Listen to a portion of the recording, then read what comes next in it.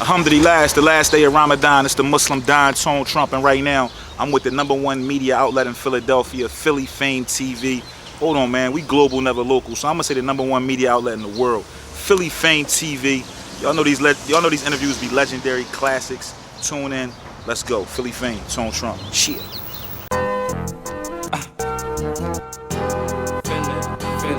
Philly Fame.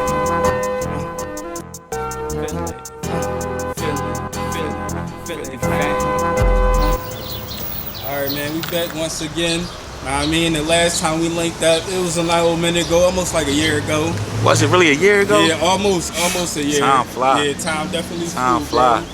So, I mean, you got some stuff going on today. Walaikum salam. You got some things going on today. You know, your book just recently. Hey, I got things going on every day, man. Watch your mouth. I know you be interviewing a lot of these guys. They don't be having a lot of things. No, let me stop. It's Ramadan.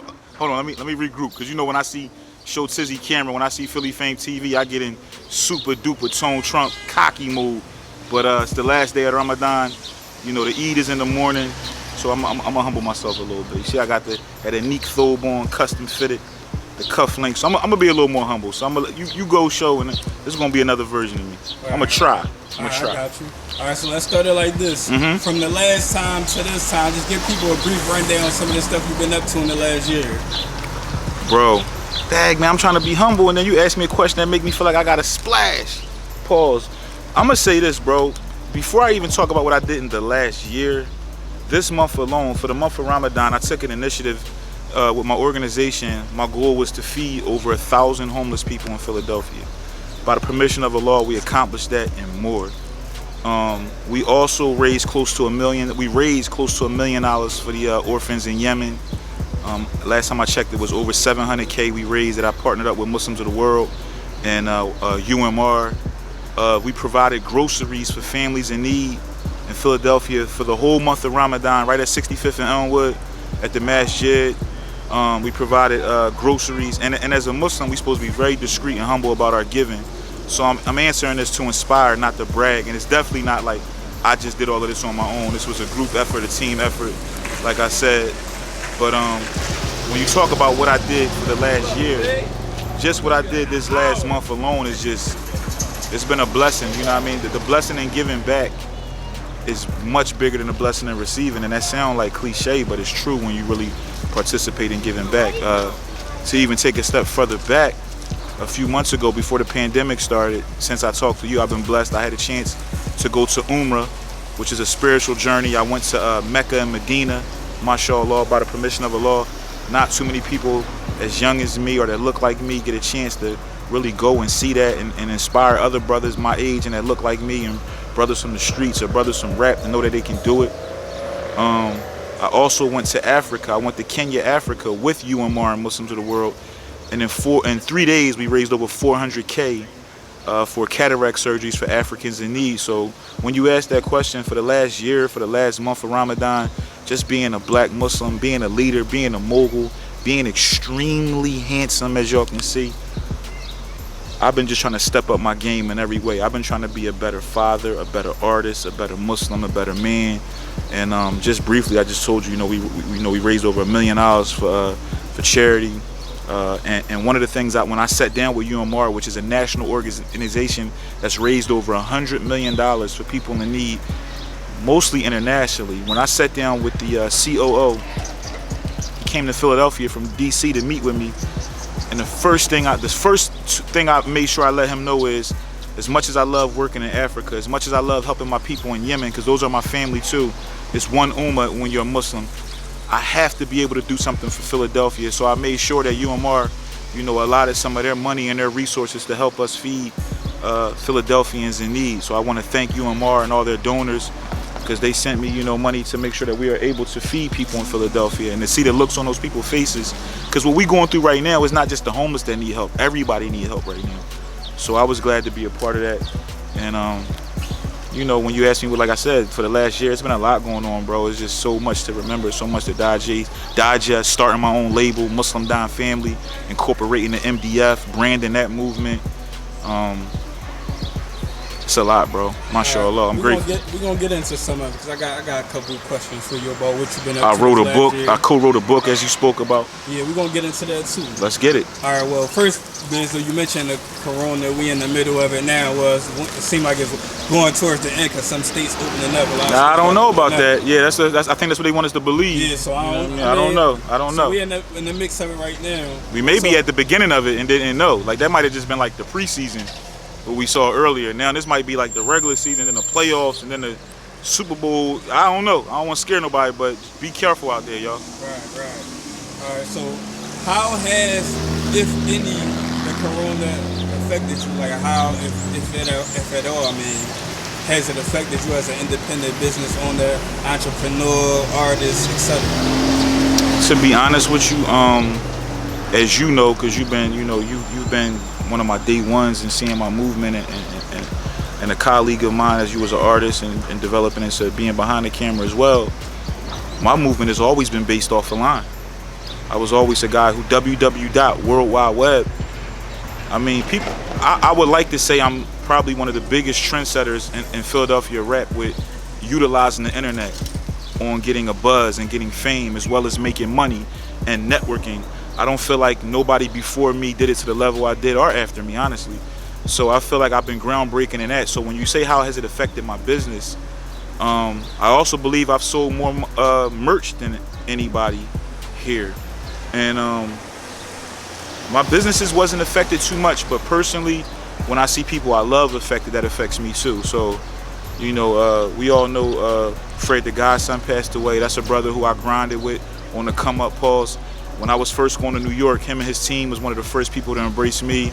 So to see the pain that his wife and his children, I'm sure, are going through, is tough. My brother Chink the barber, shout out to Chink, I just got a cut today.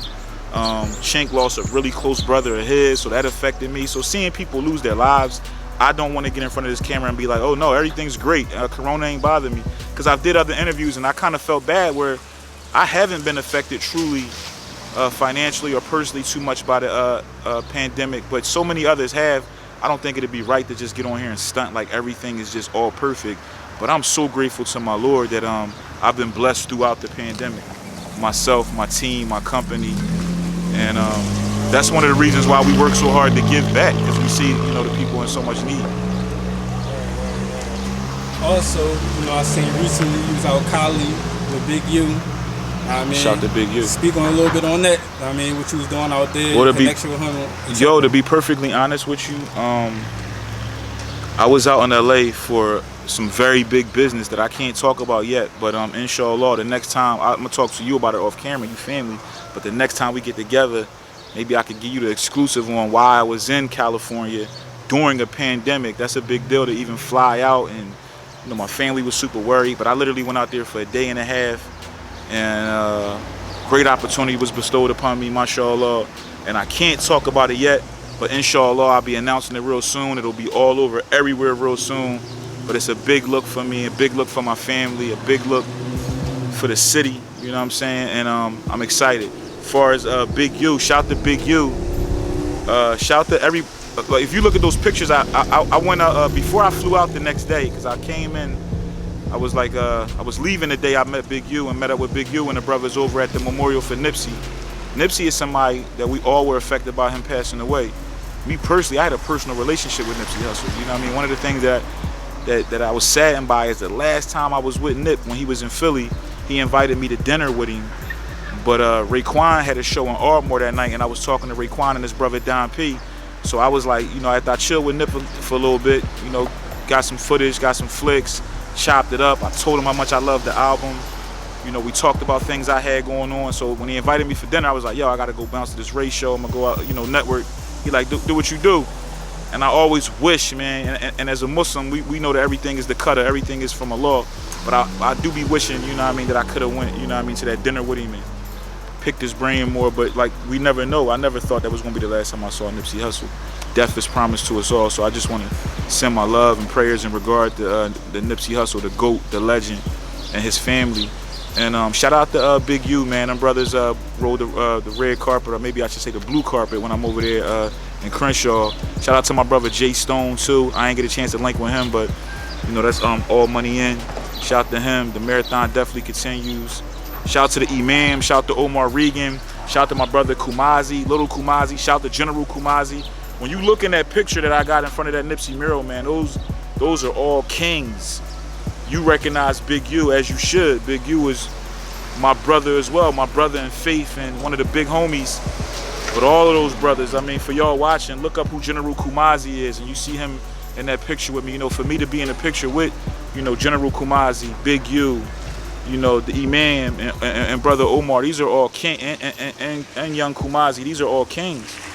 You know, they say you are who you hang around, so I was honored to be with those brothers in their town. A lot of people go to LA.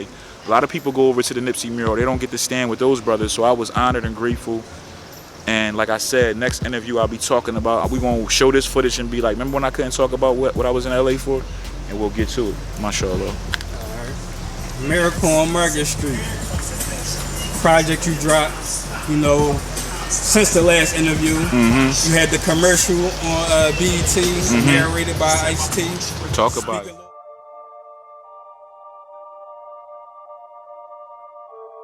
I want to take a minute to talk about a real life player. You know, in the streets, we got a term that says game recognizes game. That means that cats with the same caliber of game will seek out each other because they'll feel some type of respect. They know the fakes. So the man I'm talking about is Tone Trump, straight out of West Philly, you know, 54th and Market to be exact. And he paid his dues out here in the streets. He did what he had to do. You know what I'm saying? Look out for his moms, take care of his family. He did exactly what he had to do. You feel me? You know, all this music shit, that's all good. But being a real man, a stand-up guy, that's what keeps you alive in these streets. That's what keeps you thriving. Beating the odds, you know, staying alive, ducking the graveyard, ducking the penitentiary, and still being out here with the utmost respect. That's what us players call a win. You dig what I'm saying? In all honesty, it's a miracle, you know, to survive the ghetto. So I want y'all players to sit back and really soak up this good game, you know. My man Tone Trump is laying down to you, you dig? This is a miracle, man. A miracle on Market Street. Aight? Act like you know. It's cold. Chat. That was definitely a good look right there. So speak a little bit about that. Always wanting to be groundbreaking, bro. Always want to take things to another level. You know what I'm saying? So one thing I do is I watch everything like game films, bro. Like I watch and pay attention to everything. Like your interviews, I watch all of them. Whether it's artists I'm a fan of, whether it's an artist I don't like, whether it's an artist I never heard of, I watch it. I see what artists are doing. I try to figure out what they're about to do. And for me, I knew, you know, doing the commercial that was going to air, not just on BET, but it was all over, Revolt, everywhere, the trailer for the album, which was very successful for me. Shout out to everybody involved on Miracle on Market Street. And we still doing a short film for it, too. And big shout to my brother, Ice-T. But it was legendary, bro, and it was just me, just like I said, trying to be groundbreaking. Like the fact that you can ask me about my commercial on BET that Ice-T narrated, that I did on my own, other than the permission of the law. I did that on my own. Like, I hit Ice-T phone, big bro, I need you, send him over a little script, but do what you do. You know what I mean? That wasn't no managers in between, that wasn't no publicists, that wasn't no labels, so that's a big deal to me. And then getting it on BET, getting it on Revolt, you know, just as well as my videos. There's no go-between for me. A lot of these dudes, when you see their video on BET, they paid somebody or somebody paid somebody. It's a lot of different things that go on, and I ain't knocking that. But the way the greatest hustler alive does it is always different. You know what I mean? I pray on it, and I go out and hustle, and I go out and take it. All right. Before we get to the book, I got one more thing I want to get into. Something you posted on your gram I thought was interesting that might be relatable to people today. So, a lot of rappers and street dudes pick which rats to hate. Right. I mean, in the light of the Tekashi situation, him coming home, a lot of people been bashing him. So I seen that you threw that post up. So speak a little bit on that. First of all, it's raining. Like in the middle of our interview, may Allah bless us with beneficial rain. I don't want to get this pretty thobe wet, this unique apparel. But what I was speaking on, that's self-explanatory, man. People pick and choose. I mean, that coward, who I don't even say his name, I don't like no rats. That's another thing that you missed from my quote on that. I said, I despise all rats, whether they rappers, whether they just street dudes. But if you break that code, that if you become a coward, if you stab somebody in the back, and when we define the word rat, I feel like your audience knows what I'm talking about. I'm not talking about the old lady over here. If she sees me do something to show Tizzy, she's supposed to. If she sees me take your camera and run, and you say, "Hey, he stole my camera," the old lady over there, if she calls the cops, she's not no rat. You know what I'm saying? But if me and my man steal your camera together and we run, and then he get caught and I don't get caught, and he tell on me, he's a rat. That's a little brief analogy. But what I was speaking on is there was a lot of rappers and a lot of dudes from the streets who are very openly able to speak on the little rainbow hair rat, coward. But some of these dudes work with rats, stand with rats, get money with rats, hang with rats, are scared of rats. You know what I mean? So it just was weird to me, and I just spoke on it.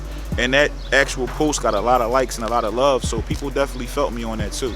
It wasn't personal to nobody. I never speak personal. No post I ever put up is never about one person. I speak in general, and I speak for my people. So I know a lot of people that felt the same way I felt, but they may only have, 150 followers. So for me, I have a bigger platform. I voiced that, and I felt that. Because I was looking at some dudes, I'm like, you talking about this rat? But you just was, you know what I'm saying? Are you in bed with, and when I say in bed, I don't mean physically, pause, in bed, I mean in business, and with super rats, you know what I'm saying? So it's just corny and cowardly. But that goes back to these dudes got picks. We see it all the time, especially in that music industry, especially in the streets, especially in our culture, period, man. It's almost like bullies, man. These dudes got picks. They pick and choose who they want to call a rat, who they want to call a sucker, who they want to call a hater, who they want to call other things that I won't say on camera, you know what I mean? But we know, you know what I'm speaking of, and derogatory terms that they want to use on certain people. They'll call this person this, but then stand with somebody from that same walk of life. And I'm not even talking about just the rat thing, but other things as well. And I just think it's corny. And I called it out. And like I said, the people agreed. And more people agree. A lot of times people are scared to agree with you on certain things because they still need certain people, or they're hoping that certain people still help them. I'm all for that, bro. You know what I mean? The people that I'm in business with, they share a lot of my ideology, so I'm good. Alright. So you had the Gun in the Quran joint that dropped as well with Freeway on there. Oh yeah, with Freeway, Maliha, a female artist from Long Beach who's incredible. And my young boy on the hook, Fever B.O.N., he from Brooklyn, another incredible artist. Independently from the Muscle. I debuted that record on Drewski from Hot 97 and Love and Hip Hop. He played it for me on that Tuesday. Then that Wednesday it was on Shade 45 with K Slay and Hot 97 on Thursday. DJ Caesar went in on the Lord Sears show Saturday on Shade 45. It made the countdown on F.A.M.E radio in Illinois. The record just took off, and it really was just a warm-up record for the compilation I'm putting out on my label, MDF, Muslim Dying Family. And the first record was Gun and Quran, featuring Freeway, Maliha, and Fever B.O.N., produced by Ali the Greatest, my producer. It's a dope record, man. Go check that out. It's on all streaming platforms right now. It's doing very, very well. Most of the records I put out, any record I put out and I push does 1 million streams at bare minimum. So like I always say, I don't got the most supporters, I got the best supporters. So go stream that Gun and Quran right now after you watch this interview. And I see you jumped into a different lane, got in your model bag, New York Fashion Week. Oh yeah, that's why I love you. You always ask the right questions. Mashallah, I definitely. I mean, let's be honest, man. I mean, you interview a lot of Philly artists. You a man, so I won't let you judge. But the ladies watching this interview, come on, man. Dang it, come on, man. A lot of dudes be looking like they just rolled out the bed on their interviews, man. Like, you know what I mean? It's a Nick Apparel. This I got 2 of these today. You know what I'm saying? One for the interview and one just for my pictures for Eid, because we can't really do a big Eid celebration, but I want it to be wavy. I always care how I look on camera. You know that. That's part of what I built with my movement. So for me, it was natural to me. I feel like I've been a model since I was a baby. So for me to go from doing New York Fashion Week, that was legendary, man. Shout out to Burning Guitars, the line I walked for, to be in front of all those cameras. The pictures went viral. I got published in multiple magazines and newspapers off the pictures. I also, what I did, you know, me always cross promoting and cross hustling, I wore my own jeans. I got my own denim line coming out, Doc and Don denim. I actually had a pair of jeans on our last interview that we did. I had on some Doc and Don jeans. Shout the Moon Man Kid Jupiter, who I do that with, from North Philly. That's who designs the jeans, and I debuted those at New York Fashion Week, which was big. And then about a month after that, I had a 5-page spread in GQ Middle East. So I'm an official published model, you know, did the runway pause, and that's just the beginning, because the fashion world is something that's been good to me, and I plan on going over there getting a big bag of money too. Alright, so now we're going to bring it home with this. Because being though you said all this stuff that you done within the past year, and in the past interviews, people didn't, I mean not people, but you done talked about all the stuff that you done. And off camera you said one of the things people ask you the most is, how do you do it? How do you get on these platforms? How do you make these connections? How do you make these moves? How do you, as an independent money. artist, How do you make all this money? Yeah. That's another thing. I see all these different lists of Philly artists, and I pay attention to everything. Like I said, I be seeing all these debates, and this one saying he a legend, and this one saying he better, and this one, and I be like, the one thing we can gauge success with, because I seen one artist from who was one of the hot DVD artists. I was watching him on YouTube the other day, and he was bragging about his views, and I was like, damn, they still bragging about views that they didn't get paid for. Like, I feel like currency is always that one line that can define who's really winning and who's not. And I mean, it's ways we can sit down and prove who's doing what. You know what I mean? Like, if they was to do like a Philly Forbes list for music and entertainment, I'm not talking about no street stuff or no negativity. I'm talking about positivity. I'm talking about if they was to do that list, you know what I'm saying? Like, all them other lists, I don't even argue to be on them. I don't think I deserve to be on the top 10 spitters, pause, in Philly. I know who them top 10 are. A lot of them, I wouldn't even play myself. When we talk about success, when we talk about money, earlier in the interview, I told you, when I went to Africa, I got booked to go to Kenya, Africa as Tone Trump. You know, when I went to Mecca, I was in the middle of Mecca in the mall, across from where the Kaaba at is a mall. And people running down on me, welcome to Mecca, Tone Trump, recognizing me in Saudi Arabia. I've been touring in America and Canada for the last, I don't know how many years. I just don't feel like, you know, and people, you don't want to brag, because I've been trying to chill and, you know, be humble. But if you know, it's a reality, bro. If you don't talk about yourself and about your truths, they can change the narrative. Like, I'm watching some of these, you know, because right now everybody's running an IG Live, doing like IG Live shows, and people interviewing Philly artists from the past and present. And I be listening to some of the stuff they saying, and I be like, wow, it don't be sounding like facts to me.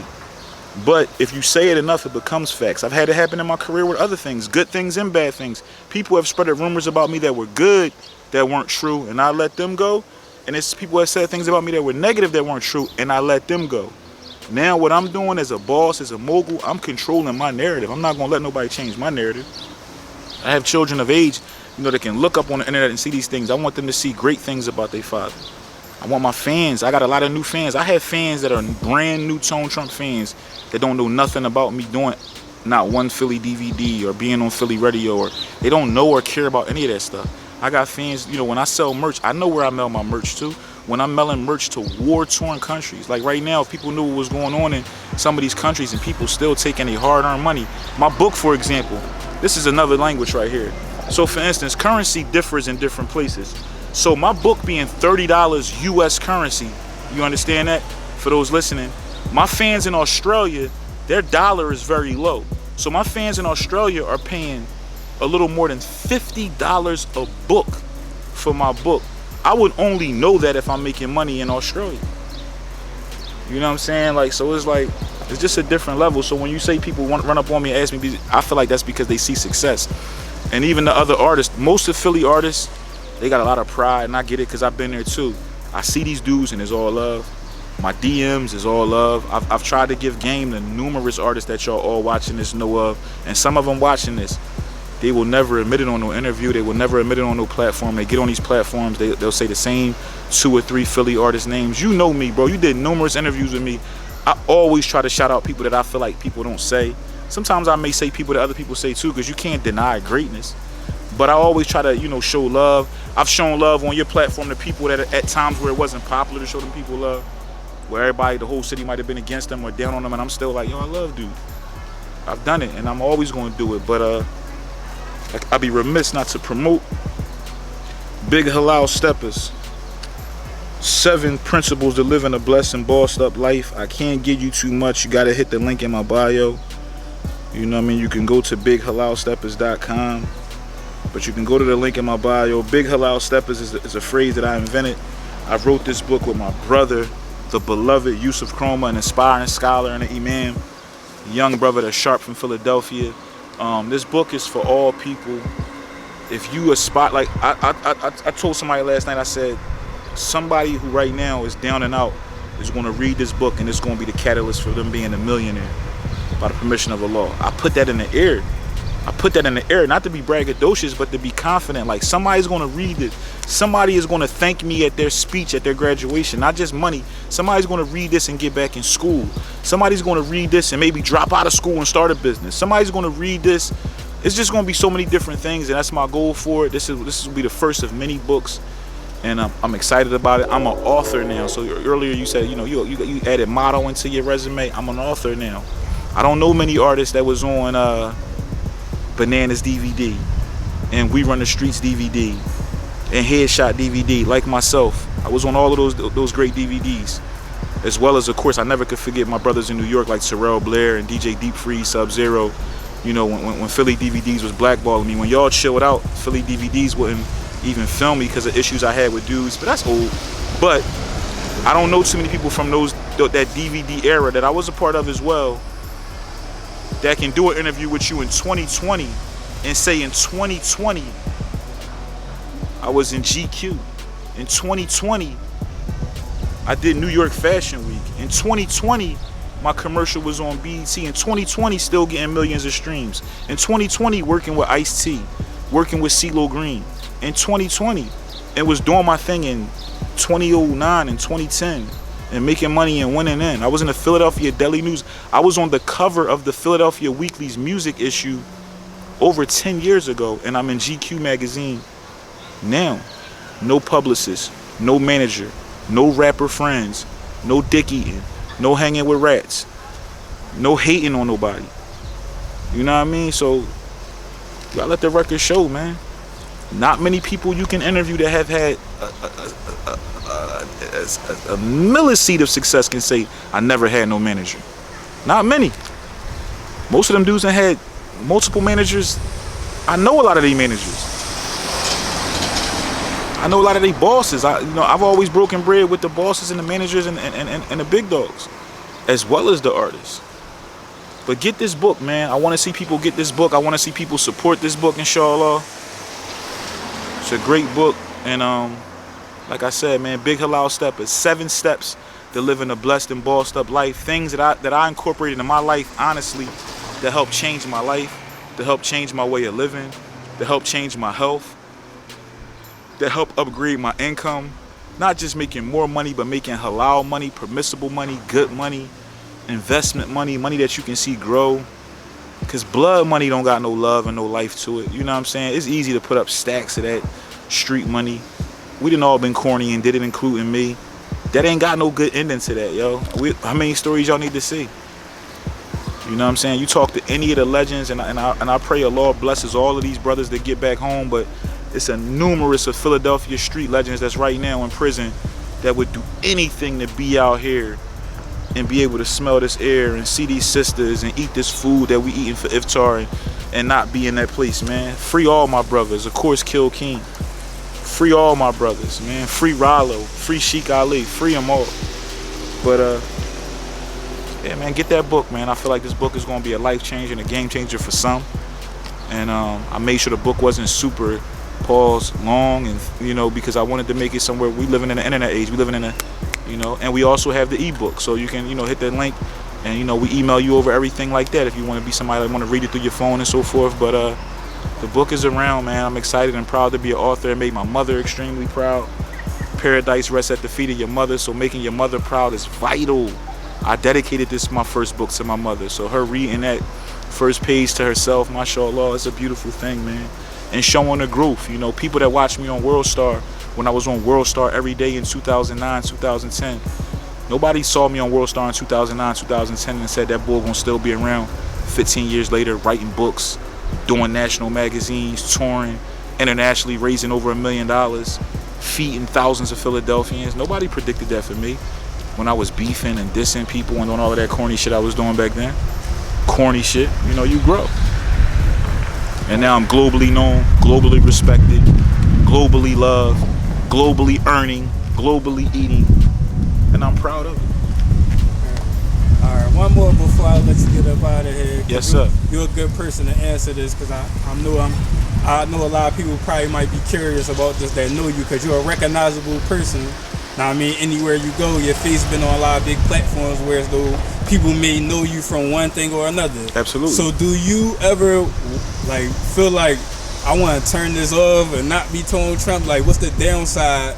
We know the good side of the stuff that you're able to get, but what's the bad side of being so recognizable in this day and age? I mean, the first two things is, one is when I'm with my children. You know what I mean? And it's like I can't like wear a sign saying, yo, don't ask me to take pics, or yo, fall back, I'm with my kids. So it's times where I could be out eating with my children and somebody would come up with their phone, want me to hear their beats or hear their raps or whatever. It's like, our culture is different, man. We gotta be smart. So I never regret it because it's changed my life. I got to visit the Holy Land, the motherland. I'm touring, you know what I'm saying? I'm able to feed my family. I'm able to eat during a pandemic because of being Tone Trump. So I don't regret anything, but when you ask that question, that's the one thing, you know, privacy when I'm with my children. And there's a lot of people who respect that too, because I'll get a DM saying, yo, I seen you at wherever, I seen you at Target with your sons. I ain't want to say nothing because you with your kids, but get with me, bro, I got beats or something. And those are people I appreciate. Like, I'll probably listen to them more because it's like, damn, you saw me, you wanted to bust your move, but you respected me, so let me check it out. And then, like I said, even when somebody watching this interview, they gonna be able to see me looking around and stuff like that. We in the heart of Southwest Philly. We in like an area that's not crazy, but we still in Philadelphia, so I'm always, you know what I'm saying? When we first started, somebody, Assalamu alaikum, alaikum salam, that's love. But that, any one of these cars could be somebody, homie that I got an issue with, or, you know, a lot of times it's issues. People know with rappers, a lot of times it be your crew. So I got brothers that's with me who may have smoke with somebody that I don't even know nothing about it. You know what I'm saying? So it's like, you just gotta be smart, man. Trust Allah, but tie your camel. But one thing I will say is, like, when you sign up for this, do know what you signing up for. You know, it takes a certain kind of person. Like when we was talking off camera, we talked about a few things, and one of the things I always hear so many people in Philadelphia say is like, yo, I fell back for a minute, or yo, I never fell back. I never took a break. When you thought I wasn't working, I was working.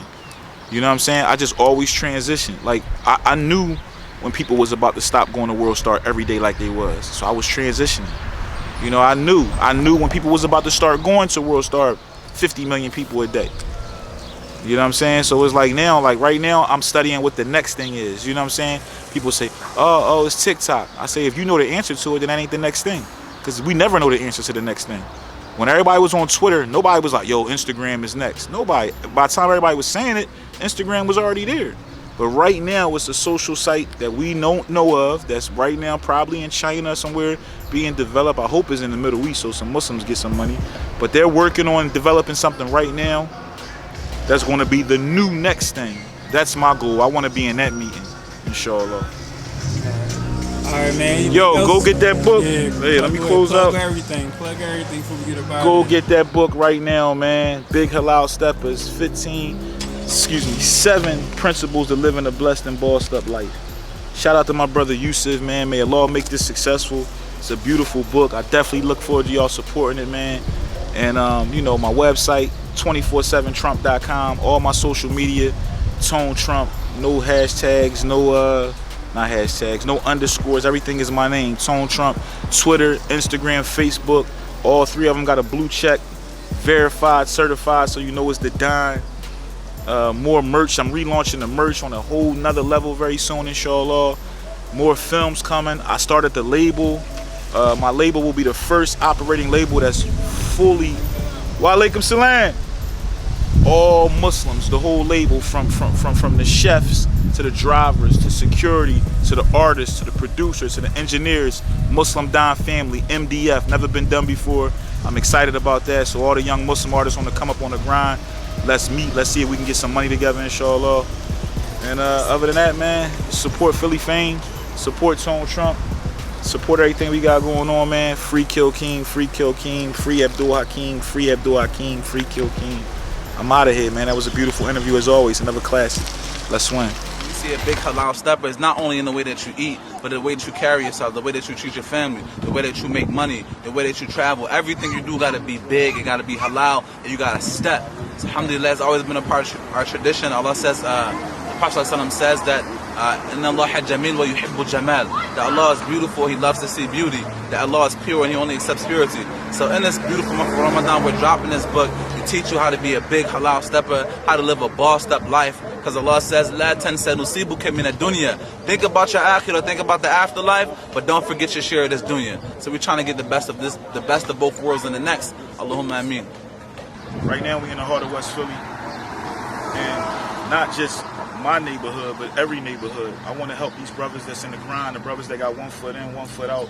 I want to help them and show them a way to live better, to eat better, to carry yourself better, to represent better, you know, and also showing you where it comes from in the religion.